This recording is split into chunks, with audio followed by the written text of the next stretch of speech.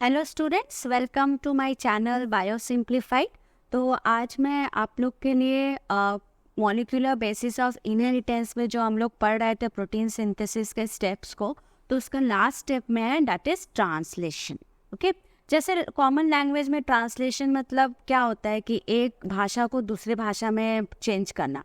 तो यहाँ भी ट्रांसलेशन में भी यही हो रहा है। जो न्यूक्लियोटाइड है ना आपका डीएनए में, वो पहले ट्रांसफर हो रहा है थ्रू मैसेंजर आरएनए, फिर वहाँ से जो न्यूक्लियोटाइड का लैंग्वेज है वो चेंज होके एमिनो एसिड में कन्वर्ट हो रहा है to form a polypeptide, and that is called protein synthesis, right? So let us see what are the raw materials or machinery required during this process. यहाँ पे आप देख सकते हो मैंने एक लिस्ट दिया है। राइबोसोम लगता है, एमिनो एसिड्स तो चाहिए इनकॉर्पोरेट करने के लिए, mRNA है, tRNA है, एंजाइम्स है जो बहुत फर्स्ट स्टेप में ही लगता है, और एनर्जी के लिए ATP GTP चाहिए, कुछ प्रोटीन्स फैक्टर्स चाहिए और कैटायंस का ज़रूरत होता है। Okay, so let us start the steps of translation.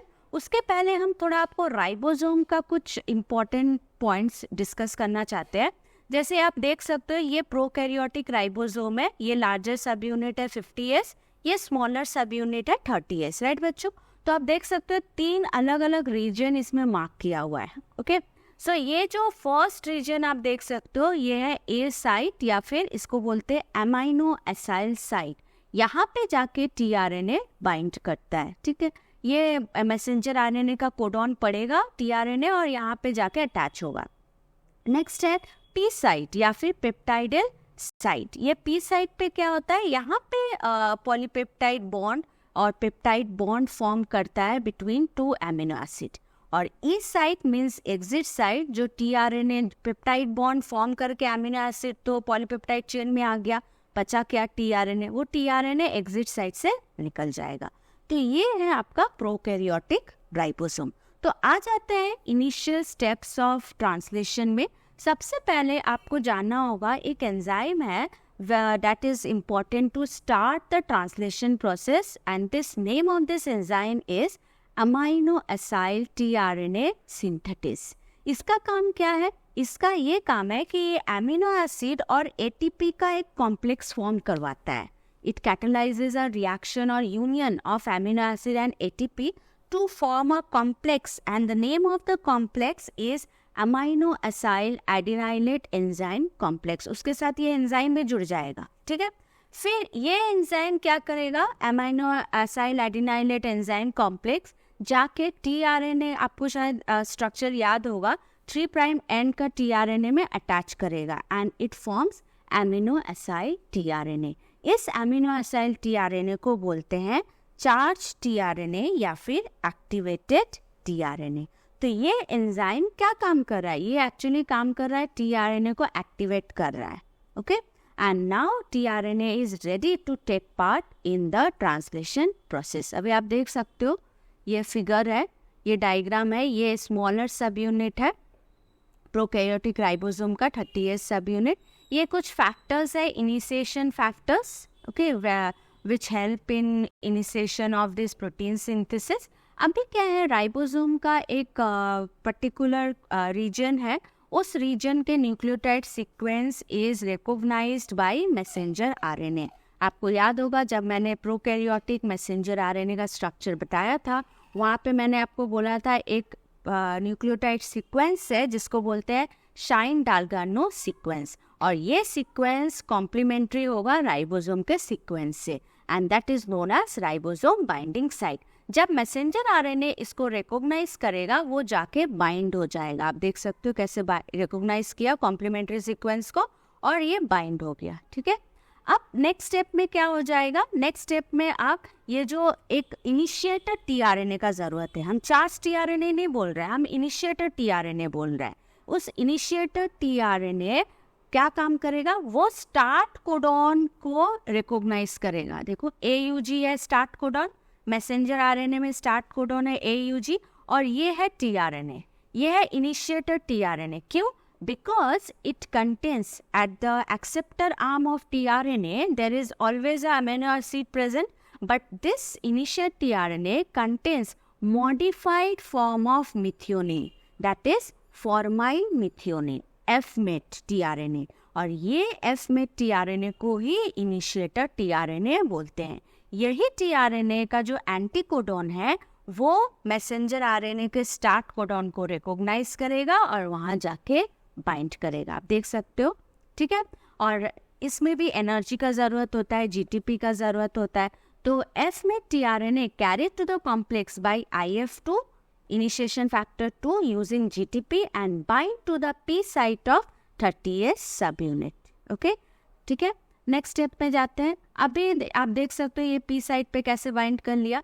जैसे ये P साइट पे बाइंड करेगा ये कॉम्प्लेक्स फॉर्म करेगा, that is known as pre initiation complex. उसमें क्या क्या रहेगा, इनिशिएशन फैक्टर रहेगा, GTP रहेगा, mRNA रहेगा और स्मॉलर सब यूनिट। अब क्या है, लार्जर सब यूनिट ढूंढते ढूंढते आ जाएगा स्मॉलर सब यूनिट के पास और वो भी जाके बाइंड करेगा by using GTP and magnesium ion to form a complete initiation complex. तो इनिशिएशन कॉम्प्लेक्स में क्या हुआ, that is prokaryotic ribosome 70S mRNA, F-MET tRNA at P site, clear? And the initiation factors are also present. So this is the initiation step. I hope it is clear to you. Now next step क्या होगा, अब तो elongation होना चाहिए। elongation यहाँ पे क्या हो रहा है, elongation of peptide chain। अब peptide chain फॉर्म करना शुरू करेगा, ठीक है। अभी तो A साइट क्या है, ये A साइट एक्सेप्ट करेगा चार्ज टीआरएनए को, आप देख सकते हो। दूसरा टीआरएनए, इसका एंटीकोडॉन CUU है, ये रिकॉग्नाइज करेगा कोडॉन GAA को, ओके। और ये charge tRNA with glutamic acid, GAA codes for what, glutamic acid, वो जाके यहाँ पे बाइंड करेगा A साइट पे, okay, with the help of elongation factor EF, right. Moving on to next slide, आप देख सकते हो कैसे ये बाइंड कर गया, राइट। अब क्या है, पेप्टाइड बॉन्ड फॉर्म करेगा। Peptide bond is form between the carboxylic end of one amino acid, that is F-MET, formyl methionine, and the amine end amino acid or amine end of the second amino acid, clear? amino group of second amino acid, इन दोनों के बीच में peptide bond form करेगा। आप देख सकते हो next picture में ये कैसे पेप्टाइड बॉन्ड फॉर्म किया है, राइट। और जैसे ये पेप्टाइड बॉन्ड फॉर्म करेगा ना, ये जो F-MET है जो टीआरएनए के साथ अटैच किया था वो ब्रेक हो जाएगा, वो डिसोसिएट हो जाएगा, और ये जो फर्स्ट वाला टीआरएनए था ये शिफ्ट कर जाएगा एग्जिट साइट पे, ई साइट पे, और जो ये वाला जो सेकेंड वाला टीआरएनए था जिसके पास ग्लूटामिक एसिड था वो शिफ्ट कर जाएगा आपका ये पी साइट पे। ये शिफ्टिंग कैसे हो रहा है, इस शिफ्टिंग को बोलते हैं ट्रांसलोकेशन। मतलब ये जो राइबोसोम है ये थोड़ा सा मूव करेगा, आप देख सकते हो एरो, ये मूव करेगा टूवर्ड्स द 3' एंड, और जैसे ये मूव करता है ना वैसे ये शिफ्ट कर जाता है। ये वाला टीआरएनए ई पे आ जाएगा और ये वाला टीआरएनए पी पे आ जाएगा। तो फिर वापस से A site is vacant to receive the new charge tRNA. So this is known as translocation and this is catalyzed by an enzyme translocase, and for this also large amount of energy is required by hydrolysis of GTP. So now A site becomes again free to receive the next charged tRNA. तो इस तरह से एक के बाद एक tRNA आते रहेंगे until unless the tRNA recognizes the stop codon. तब तक ये बनता जाएगा। आप देख सकते हो कैसे ये पॉलीपेप्टाइड चेन लंबा होते जा रहा है, राइट। और जैसे स्टॉप कोडॉन आएगा मीन्स ये सिग्नल दे रहा है कि ट्रांसलेशन को स्टॉप करो, अब हो गया खत्म। तो ये टर्मिनेशन पे आ जाता है। टर्मिनेशन मतलब क्या हो जाता है, 3 टर्मिनेशन कोडॉन से आपको पता है stop codon UGA, UAG, UAA, ठीक है। अभी ये stop codons do not code for any amino acid, so कोई भी चार्ज टीआरएनए इसको रिकॉग्नाइज नहीं कर पाएगा। लेकिन टीआरएनए से मिलता जुलता एक दूसरा प्रोटीन है, दूसरा फैक्टर है जिसको बोलते हैं रिलीज फैक्टर। आप देख सकते हो ये वाला रिलीज फैक्टर है, ठीक है।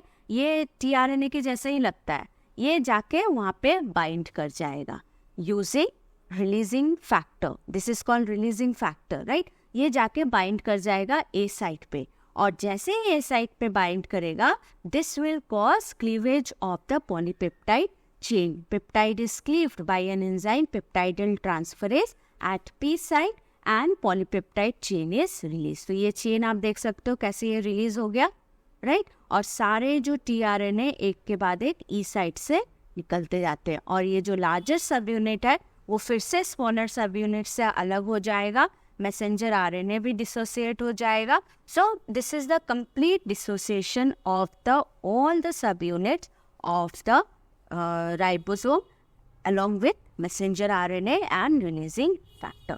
So this is how the entire translation process takes place. So बच्चों आपको मैं एक बार और थोड़ा स्लाइड दिखा देती हूँ ताकि आप थोड़ा सा आप देख सको. अगर आपको कोई भी इसके लिए नोट्स चाहिए तो आप प्लीज़ कमेंट करना, तो I will give you the proper note point wise. ये डायग्राम्स आपको किसी बुक में इतना प्रॉपर क्लियर डायग्राम आपको नहीं मिलेगा. यहाँ पे मैं आपको डायग्राम भी दूंगी ताकि आपको और भी कॉन्सेप्ट क्लियर हो जाए. ये है आपका इनिशिएशन वाला स्टेप.